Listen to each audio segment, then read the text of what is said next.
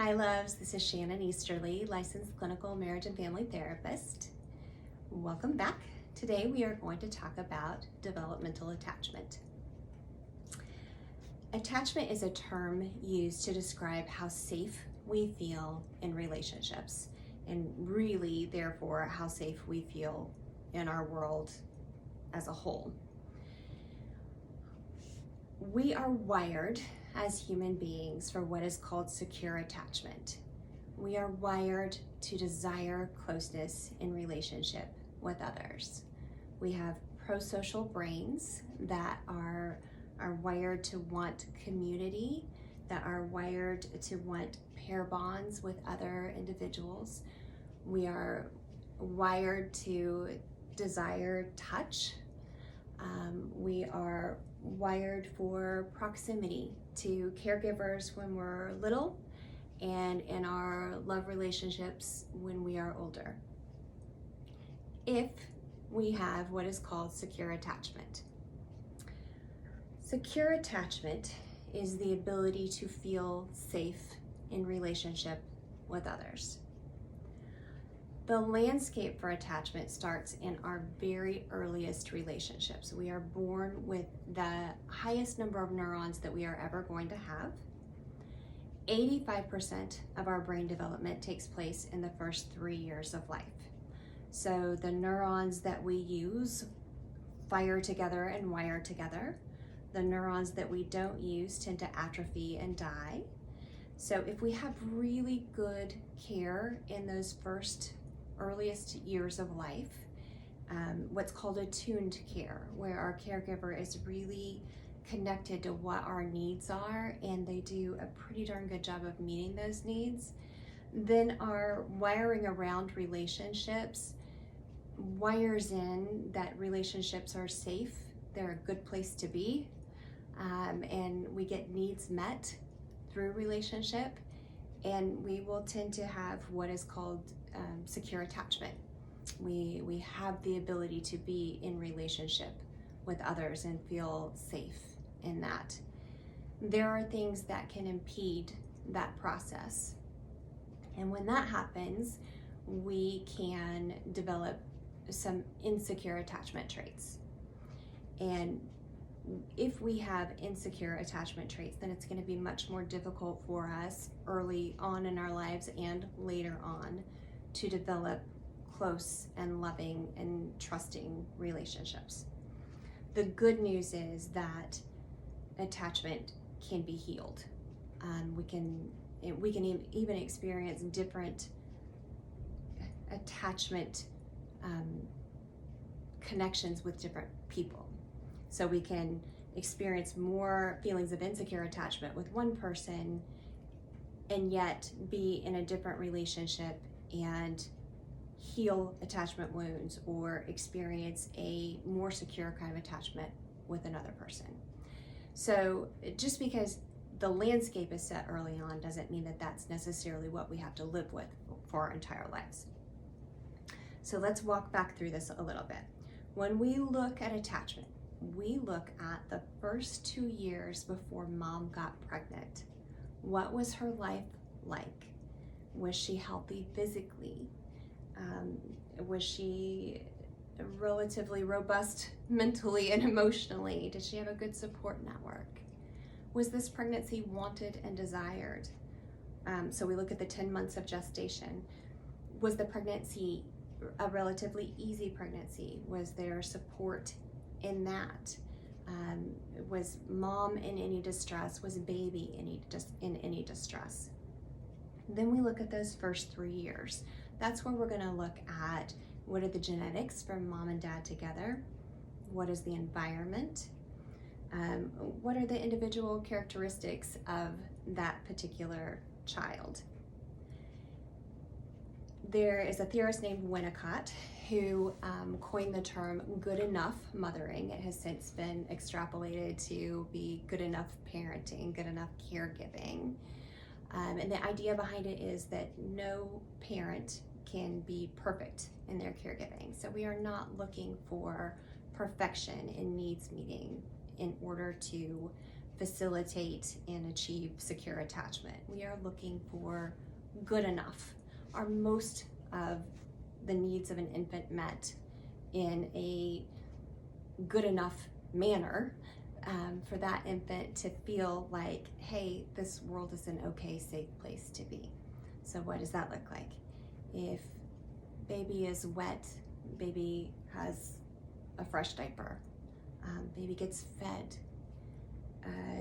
if baby gets medical care, baby gets rest when baby needs rest. Those physical needs need to be met. That's not enough. What also has to happen is what's called emotional attunement. That is the baby gaze. That's when we're all holding itty bitty and itty bitty's face crinkles all up and we reflect back to them, oh, you're mad. And that's how itty bitty finds out what mad means, and that we can be soothed when we're upset, and that mad and sad and all of those hard feelings pass. And as little ones are soothed by us as caregivers, they learn how to self-soothe. And then that translates to later relationships. So what are some of the things that can impede that process? Well, first and foremost, health. If mom is not in good physical health, if dad or other caregiver is not present or available, if baby has physical limitations or illnesses that cannot be addressed and has maybe untreated pain of some kind. There are attachment wounds that happen from reflux with itty bitties, where they have just had discomfort that can't be soothed. And so their first experience with the world is, I hurt, and I can't find a way out of that hurt. If there is, on the part of the caregiver, if the caregiver has their own attachment issues from their own childhood and they're not able to be fully present and attuned in that relationship, if there is addiction of some kind. We're finding some attachment issues now because rather than the baby gaze happening, baby's gazing at caregiver and caregiver is gazing at phone. So the attunement's not happening. Itty bitties aren't learning how to bioregulate in the same way. There are lots of things that can kind of come into that process that can make it a little more difficult for secure attachment to develop. There are also some things that are beyond our control. It's been interesting. My brother and I have been talking a lot lately, and our parents provided foster care when we were little. My dad was on the sheriff's department, and he would go into homes and children would need to be removed for one reason or another, and my parents saw a need for short-term foster care for those kiddos, maybe for a day or two or even a couple of weeks before they were placed in longer-term care. And so my parents made the decision to provide safe care for them until other plans could be made. An amazing thing. What my brother and I experienced in that were that sometimes mom and dad were fully available to us, and sometimes they were a little distracted here or needed to caregive there.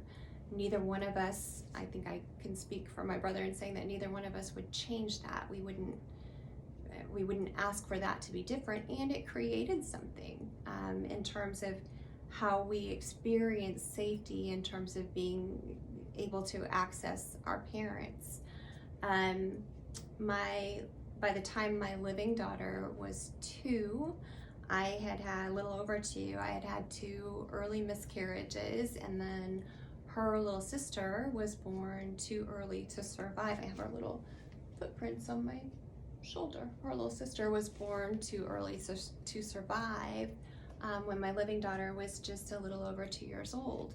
So I think about what what would that have created in my daughter's attachment system, recognizing that whether I would want it to be or not, my ability to attune to her would be affected by grief and trauma during that time. Frequent moves when kiddos are little. You know, in that first 3 years, brains are expanding and expanding and expanding, and if kiddos are trying to get used to everything new in their environment, they don't have as much available to learn new things. And if their experience is one day this person was here and this person was there and the next day they were gone, then that informs them to some degree about how much they can trust relationships to be safe. Certainly the number one predictor of attachment is that connection with the parent or caregiver, and how consistent is that and how predictable is that.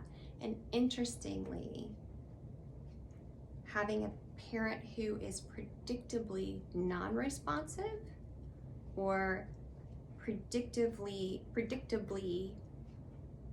poorly responsive in some way is actually better than having a parent who was wildly unpredictable, who one moment has, you know, a soft and loving baby gaze and the next minute is disapproving or hateful. So lots of different ways that our sense of attachment and our sense of safety in relationships can be affected. Why is this so important to us as adults and in relationship? One of the most poignant descriptors of secure attachment, in my opinion, is the phrase, having the ability to relax in the emotional field.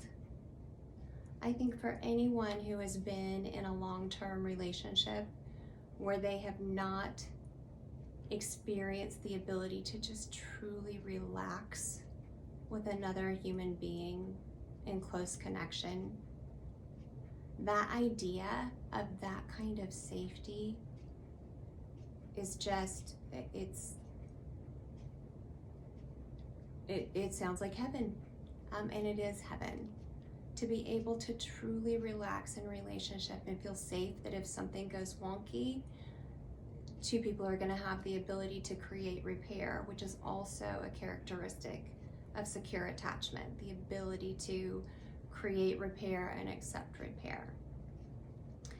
So we want to look at our own attachment styles so that we know, and we'll talk about the insecure attachment styles. There's secure attachment, which that's what it's called in childhood. In adulthood, it's called autonomous attachment, the ability to be autonomous.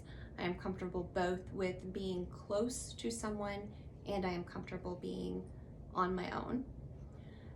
And then there are 3 different kinds of insecure attachment. And in coming videos, we will look at those insecure attachment styles. Most of us have the ability to securely attach, but we're going to have some flavors of one of those insecure attachment styles.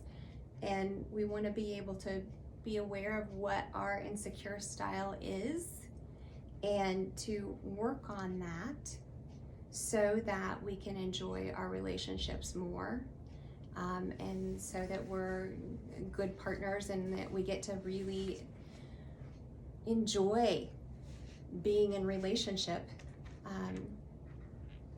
with another human being.